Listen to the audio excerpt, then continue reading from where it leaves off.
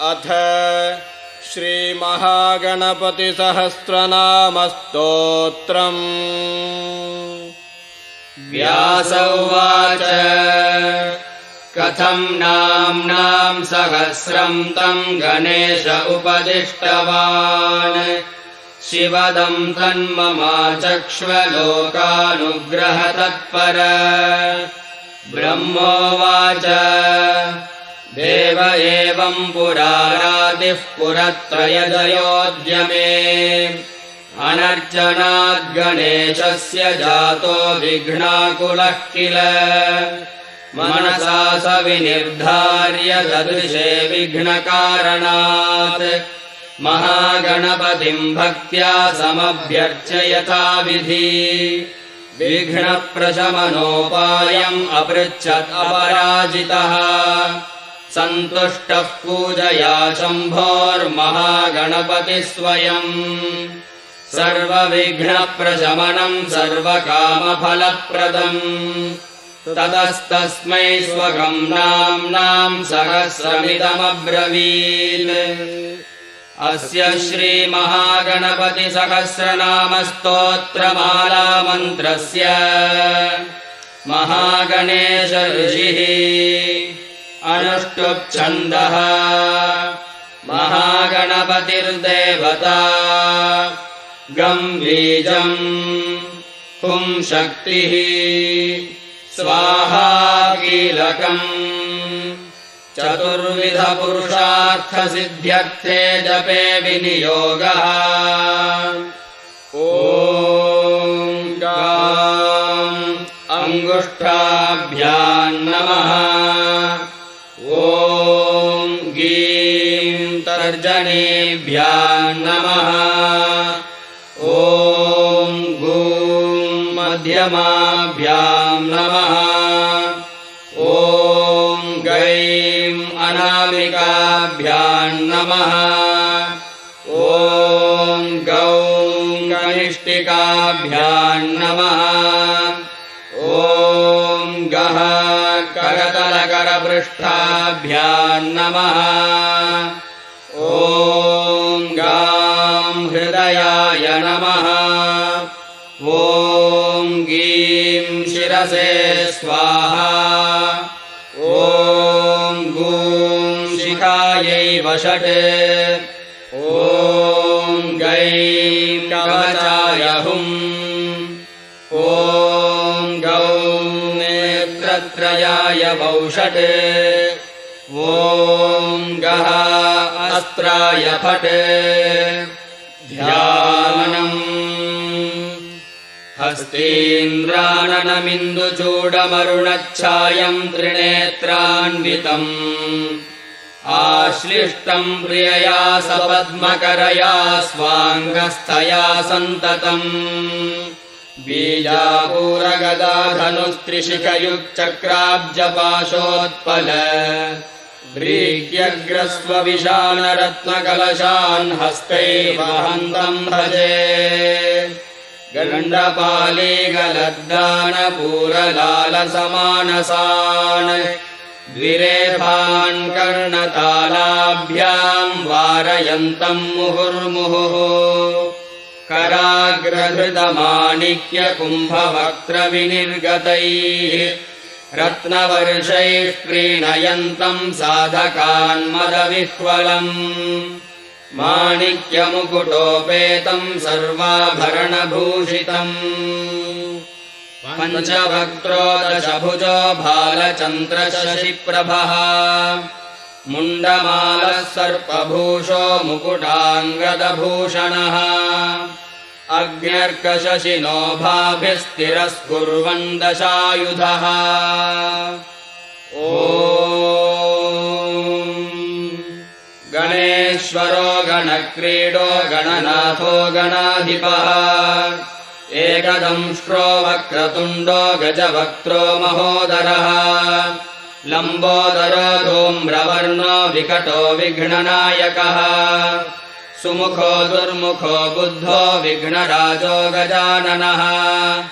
भीमः प्रमोद आमोदः सुरानन्दो मदोत्कटः। हेरम्बः शम्बरः शम्भुर्लम्बकर्णो महाबलः नन्दनो लम्पटो भेरुर्मेघनादो गणञ्जयः विनायको विरूपाक्षो धीरशूरो वरप्रदः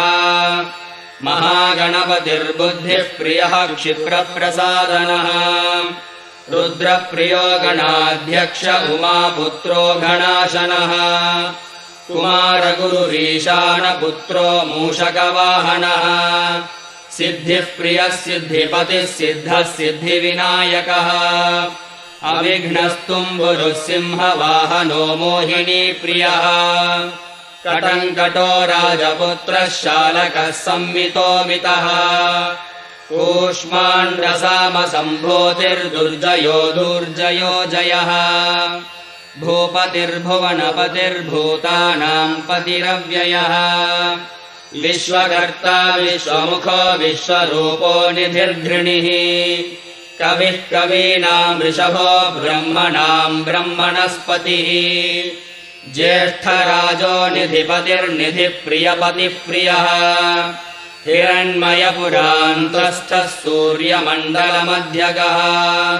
कराहलिध्वस्तसिन्धुः सलिलः पूषदन्तभित् उमाङ्गकेलिकुतुकी मुक्तिदः कुलपालनः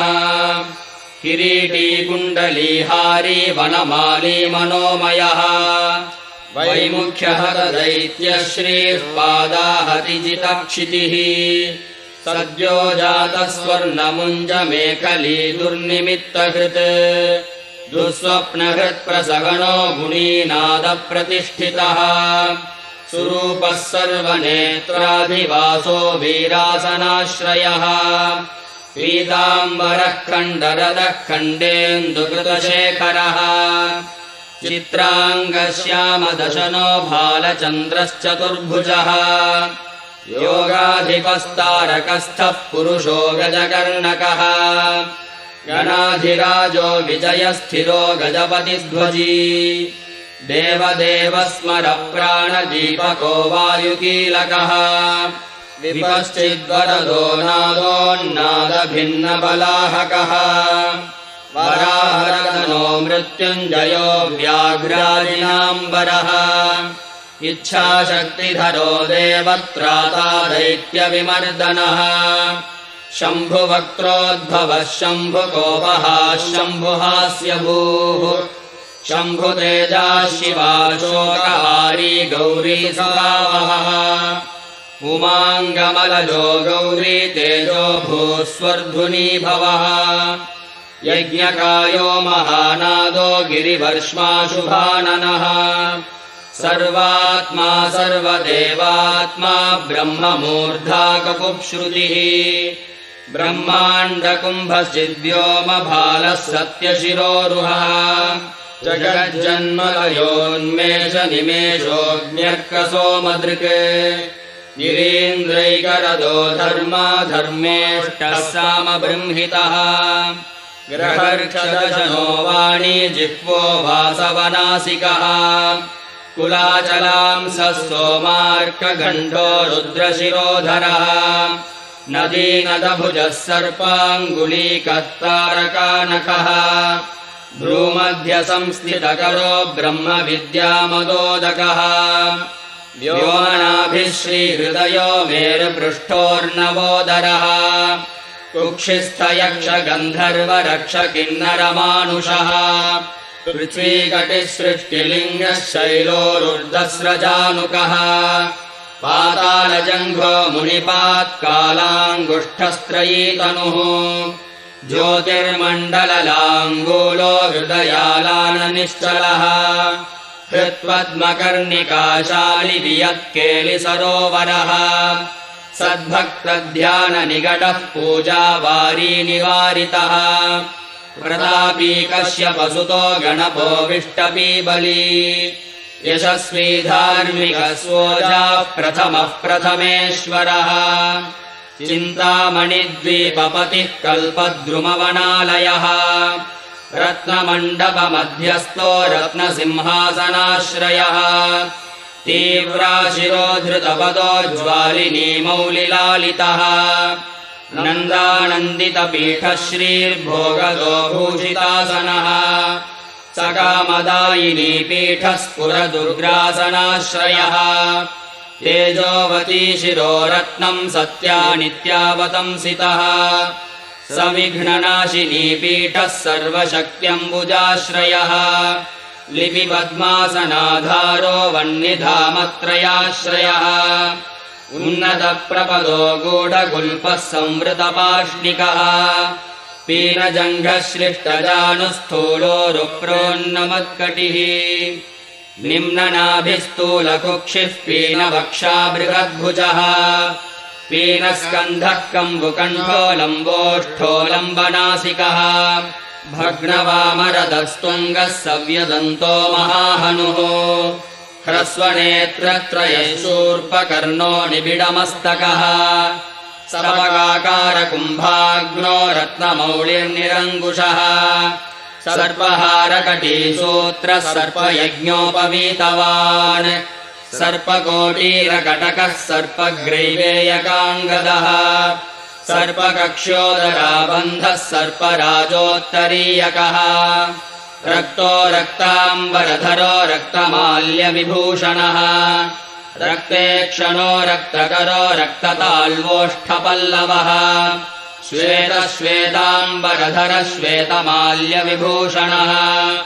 श्वेतातपत्ररुचिरः श्वेतचामरवीजितः सर्वावयवसम्पूर्ण सर्वलक्षणलक्षितः सर्वाभरणशोभाढ्यः सर्वशोभासमन्वितः सर्वमङ्गलमाङ्गल्यः सर्वकारणकारणम् सर्वदैककरः शार्ङ्गी बीजापूरी गदाधरः इक्षुचापधरः शूली चक्रपाणिः सरोजभृत् काशीधृतोत्पलः शाली मञ्जरीभृत् स्वदन्तभृत् कल्पवल्लीधरो विश्वाभयदैककरो वशी अक्षमालाधरो ज्ञानमुद्रावान्मुद्गरायुधः पूर्णपात्रीकम्बुधरो विधृतालिसमुद्गगः मातुलिङ्गधरश्चूतकलिकाभृत्कुठारवान् पुष्करस्थः स्वर्णघटी पूर्णरत्नाभिवर्षकः भारती सुन्दरीनाथो विनायकरतिप्रियः महालक्ष्मी प्रियतमः सिद्धलक्ष्मी मनोरमः रमा रमेश पूर्वाङ्गो दक्षिणो मामहेश्वरः महीवराह वामाङ्गो रतिगन्धर्पपश्चिमः आमोदमोदजननः सप्रमोदप्रमोदनः समेधितसमृद्धिः श्रीरिद्धिसिद्धिप्रवर्तकः दत्तसौमुख्यसुमुखः कान्तिकन्दलिताश्रयः मदनावत्याश्रिताङ्घ्रिः कृत्तदौमुख्यदुर्मुखः विघ्नसम्पल्लवो वघ्नः सर्वो निद्रमदद्रवः विघ्नकृन्निघ्नचरणो द्राविणी शक्तिसत्कृतः तीव्रा प्रसन्ननयनो ज्वालिनी पालितैकदृक् मोहिनी मोहनो भोगदायिनी कान्तिमण्डितः कामिनी कान्तवक्त्रः श्रीरधिष्ठितवसुन्धरः वसुन्धरा मदोन्नद्धमहाशङ्खनिधिः प्रभुः नमद्वसुमती मौलिमहापद्मनिधिः प्रभुः सर्वसद्गुरुसंसेव्यः शोचिष्केशहृदाश्रयः ईशानमूर्धा देवेन्द्रशिखा पवननन्दनः अग्रप्रत्यग्रनयनो दिव्यास्त्राणाम् प्रयोगवित् ऐरावतादिसर्वाशा वाराणावरणप्रियः वज्राद्यस्त्रपरीवारो गणचण्डसमाश्रयः जया जय परिवारो विजया विजयावहः अजितार्चितपादाब्जो नित्यानित्यावतंसितः विलासिनी कृतोल्लासः शौण्डी सौन्दर्यमण्डितः अनन्तानन्दसुखतः सुमङ्गलसुमङ्गलः इच्छाशक्तिज्ञानशक्तिक्रियाशक्तिर्निषेवितः सुभगा संश्रितपदो ललिता ललिताश्रयः कामिनी कामनः कामकामिनी केलिलालितः सरस्वत्याश्रयो गौरी नन्दनः श्रीनिकेतनः गुरुगुप्तपदो वाचा सिद्धो वागीश्वरीपतिः नलिनीकामुको वामा रामो ज्येष्ठा मनोरमः रौद्रिमुद्रितपादाब्जो हुम्बीजस्तुङ्गशक्तिकः विश्वादिजननत्राणः स्वाहा शक्तिः सकीलकः अमृताब्धिकृतावासो मदघूर्णितलोचनः उच्छिष्टगणेशो गणनायकः सार्वकालिकसंसिद्धिर्नित्यसेव्यो दिगम्बरः अनपायोऽनन्तदृष्टिरप्रमेयो जरामरः अनाविलो प्रतिरथो ह्यच्युतो मृदमक्षरम् अप्रतर्क्योऽक्षयो जय्यो नाधारो नामयो मलः अमोघसिद्धिरद्वैतमघोरो प्रमिताननः अनाकारोऽब्धिभूम्यग्निबलघ्नो व्यक्तलक्षणः आधारपीठ आधाराधेयवर्जितः आखुकेतन आशापूरक आखुमहारथः इक्षुसागरमध्यस्थ इक्षुभक्षणलालसः इक्षुचापातिरेकश्रीरिक्षुचापनिषेवितः इन्द्रगोपसमानः श्रीरिन्द्रनीलसमद्युतिः इन्दीवरदलश्याम इन्दुमण्डलनिर्मलः इद्मप्रिय इडाभाग इराधामेन्दिराप्रियः इक्ष्वाकुविघ्नविध्वंसी इति कर्तव्यतेप्सितः ईशानमौलिरीशान ईशानसुत ईतिः ईशनात्रयकल्पान्त ईहामात्रविवर्जितः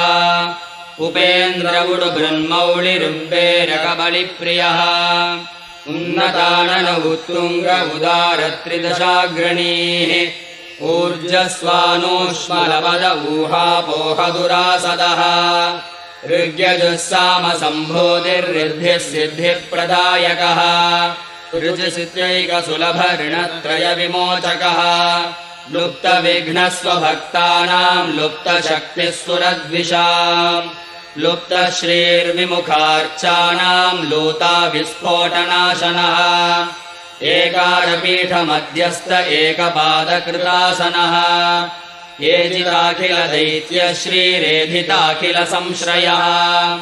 ऐश्वर्यनिधिरैश्वर्यमैहिकामुष्मिकप्रदः ऐरमदसमोन्मेष ऐरावतनिभाननः ओङ्कारवाच्य ओङ्कारवोजस्वानोषधीपतिः औदार्यनिधिरौद्धत्यधुर्य औन्नत्यनिस्वनः अङ्कुशस्सुरनागानामङ्कुशस्सुरविद्विषाम् अस्समस्तविसर्गान्तपदेषु परिकीर्तितः कमण्डलुधरः कल्पकवर्दीकलभाननः कर्मसाक्षी कर्मकर्ता कर्मा कर्मफलप्रदः कदम्बगोलकाकारः कूष्माण्डगणनायकः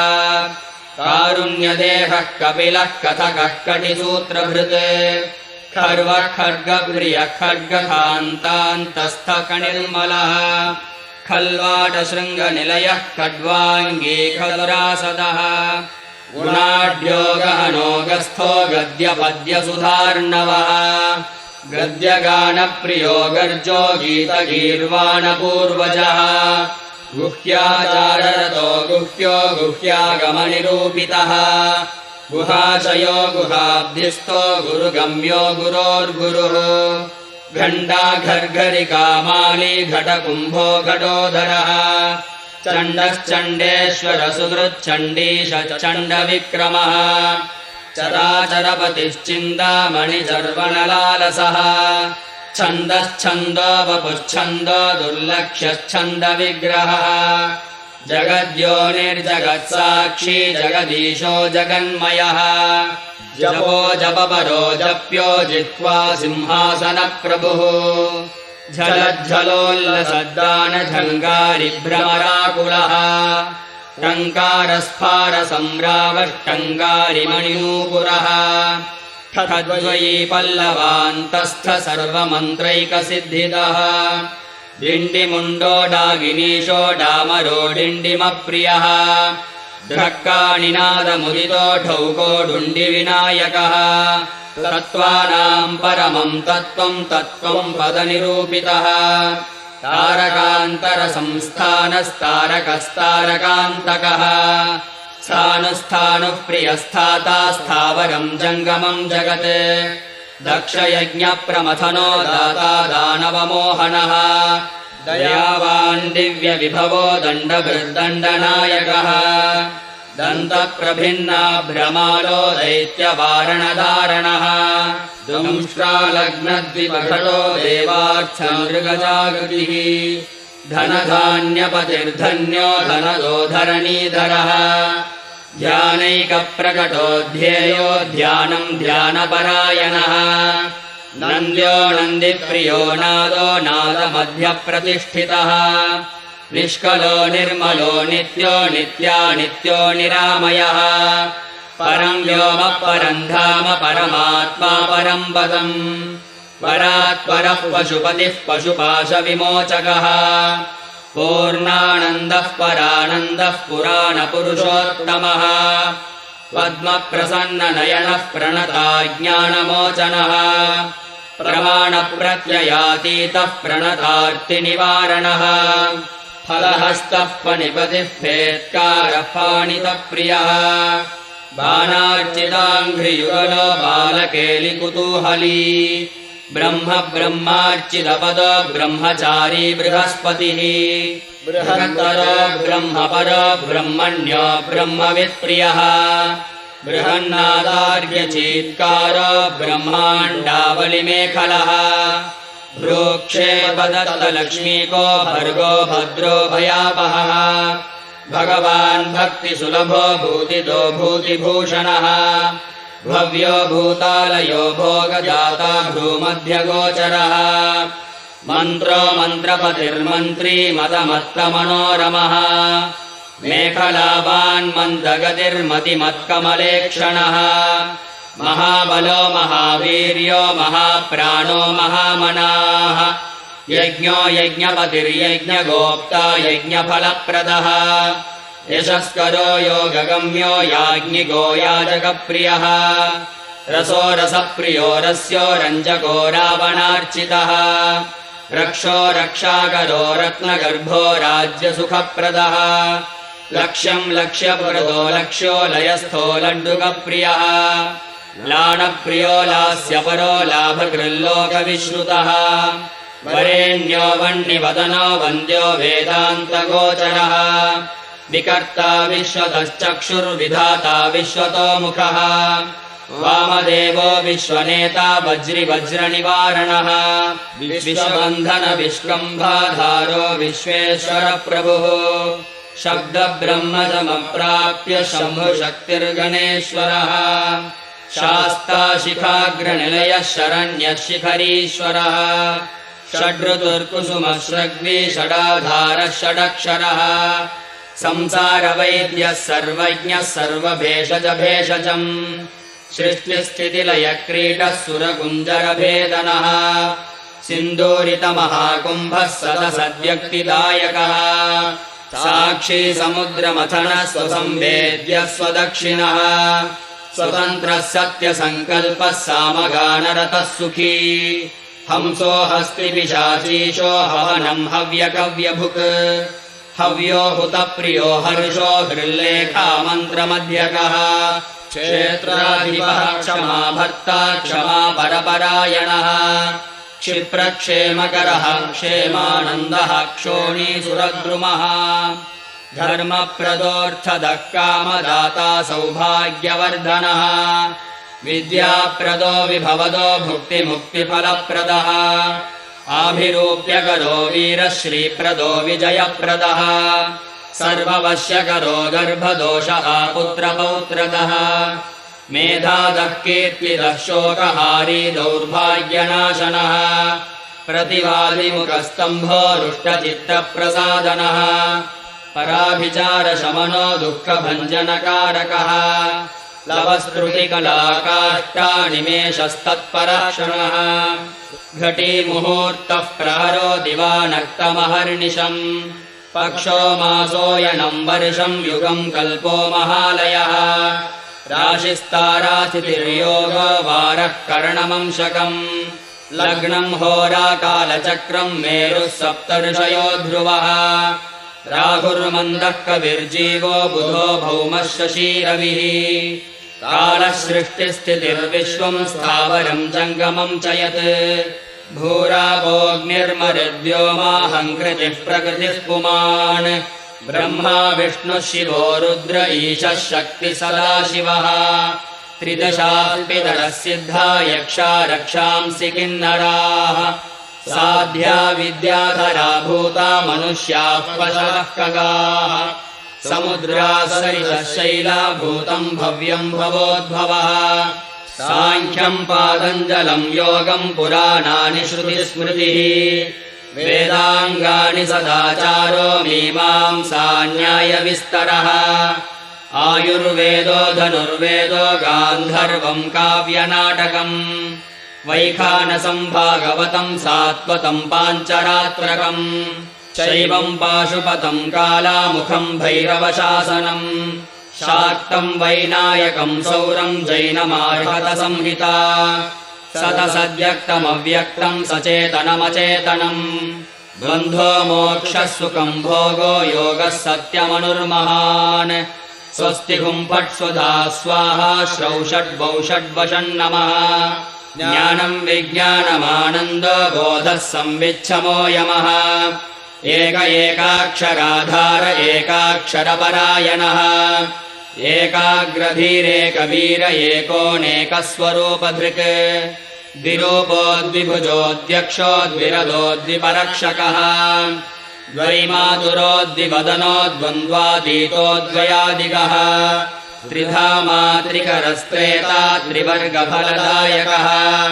त्रिगुणात्मा त्रिलोकादिस्त्रिशक्तिशस्त्रिलोचनः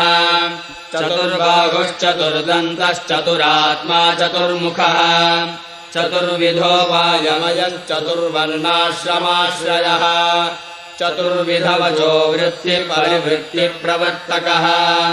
चतुर्थी पूजनप्रीतश्चतुर्थी तिथिसम्भवः पञ्चाक्षरात्मा पञ्चात्मा पञ्चास्यः पञ्चकृत्यकृत् पञ्चाधारः पञ्चवर्णः पञ्चाक्षरपरायणः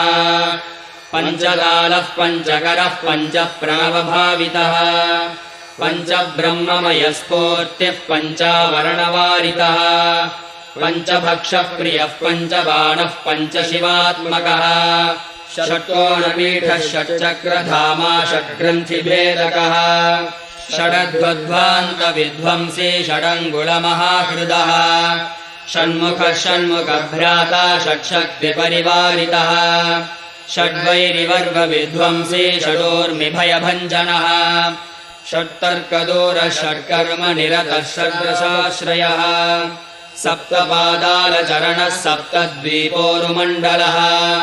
सप्तस्वर्लोकमुकुटः सप्तसप्तिवरप्रदः सप्ताङ्गराज्यसुखदः सप्तर्षिगणमण्डितः सप्तच्छन्दोनिधिः सप्तहोता सप्तस्वराश्रयः सप्ताब्धिकेलिकासारः सप्तमातृनिषेवितः सप्तच्छन्दो मोदमदः सप्तच्छन्दोमखप्रभुः अष्टमूर्तिध्येयमूर्तिरष्टप्रकृतिकारणम् अष्टाङ्गयोगफलभोरष्टपत्राम्बुजासनः अष्टशक्तिसमृद्धिः श्रीरष्टैश्वर्यप्रदायकः अष्टपीठोपपीठः श्रीरष्टमातृसमावृतः अष्टभैरवसेव्योऽष्टवसुवन्द्योऽष्टमूर्तिभृत् अष्टचक्रस्फुरन्मूर्तिरष्टद्रव्यहविप्रियः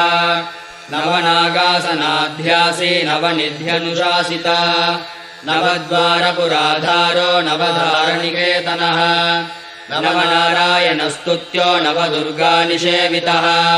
नवनाथमहानाथो नवनागविभूषणः नवरत्नविचित्राङ्गो नवशक्तिशिरोधृतः दशात्मको दशभुजो दशदिक्पतिवन्दितः दशाध्यायो दशप्राणो दशेन्द्रियनियामकः दशाक्षरमहामन्त्रो दशाशाव्यापि विग्रहः एकादशादिभिरुद्रैः स्तुत एकादशाक्षरः द्वादशोद्दण्डदोर्दण्डो द्वादशान्तनिकेतनः त्रयोदशभिधा भिन्न विश्वे देवाधिदैवतम् चतुर्दशेन्द्रवरदश्चतुर्दशमनुः प्रभुः चतुर्दशादिविद्याढ्यश्चतुर्दश जगत्प्रभुः सामपञ्चदशः पञ्चदशी शीतांशु निर्मलः षोडशाधारनिलयः षोडशस्वरमातृकः षोडशान्तपदावासः षोडशेन्दुकलात्मकः कला सप्तदशी सप्तदशः सप्तदशाक्षरः अष्टादशद्वीपपतिरष्टादश पुराणकृते अष्टादशौषधी सृष्टिरष्टादश विधिस्मृतः अष्टादश लिपिव्यष्टिसमष्टिज्ञानकोविदः एकविंशः पुमानेकविंशत्यङ्गुलिपल्लवः चतुर्विंशतितत्त्वात्मा पञ्चविंशाख्यपूरुषः सप्तविंशतितारेशः सप्तविंशतियोगकृत् द्वात्रिंशद्भैरवादीशश्चतुर्त्रिंशन्महाक्रतः षट्त्रिंशत्तत्त्वसम्भोतिरष्टात्रिंशत्कलात्मकः नमदेकोनपञ्चाशन्मरुद्वर्गनिरर्गलः पञ्चाशदक्षरश्रेणी पञ्चाशद्रुद्रविग्रहः पञ्चाशद्विष्णुशक्तिशः पञ्चाशन्मातृकालयः द्विपञ्चाशद्वपुश्रेणी त्रिषष्ट्यक्षरसंश्रयः चतुष्षष्ट्यर्णनिर्णेता चतुष्षष्टिकलानिधिः चतुष्षष्टिमहासिद्धयोगिनी वृन्दवन्दितः अष्टषष्टिमहातीर्थक्षेत्रभैरवभावनः चतुर्नवतिमन्त्रात्मा षण्णवत्यधिकप्रभुः शतानन्दः शतधृतिः शतवक्त्रायते क्षणः शतानीकः शतमखः शतधारावरायुधः सहस्रपत्रनिलयः सहस्रफणभूषणः सहस्रशीर्षा पुरुषः सहस्राक्षः सहस्रपात् सहस्रनाम संस्तुत्यः सहस्राक्षबलापहः दशसाहस्रफणिभृत्फणिराजकृतासनः अष्टाशीतिसहस्राद्यमहर्षिस्तोत्रयन्द्रितः लक्षाधीशप्रियाधारो लक्षाधारमनोमयः चतुर्लक्षजपप्रीतश्चतुर्लक्षप्रकाशकः चतुरशीतिलक्षाणाम् जीवानाम् देहसंस्थितः कोटिसूर्यप्रतीकाशः कोटिचन्द्रांशु निर्मलः शिवा भवाद्यष्टकोटिविनायकधुरन्धरः सप्तकोटिमहामन्त्रमन्त्रितावयवद्युतिः त्रयस्त्रिंशत्कोटिसुरश्रेणी प्रणतपादुकः अनन्तनामानन्तः श्रीरनन्तानन्दसौख्यदः इति वैनायकम् नाम्नाम् सहस्रमिदमीरितम् इदम् ब्राह्मे मुहूर्ते यः पठति प्रत्यहम् नरः करस्थम् तस्य सकलम् ऐहिकामुष्मिकम् सुखम् आयुरारोग्यमैश्वर्यम् धैर्यम् शौर्यम् बलम् यशः मेधा प्रज्ञा धृतिः कान्तिः सौभाग्यमतिरूपता सत्यम् दया क्षमा शान्तिर्दाक्षिण्यम् धर्मशीलता जगत्संयमनम् विश्वसंवादो वादपाटवम् सभापाण्डित्यमौदार्यम् गाम्भीर्यम् ब्रह्मवर्चसम् औन्नत्यम् च कुलम् शीलम् प्रतापो वीर्यमार्यता ज्ञानम् विज्ञानमास्तिक्यम् धैर्यम् विश्वातिशायिता धनधान्याभिवृद्धिश्च सकृदस्य जपाद्भवेत् वश्यम् चतुर्विधम् नृणाम् जपादस्य प्रजायते।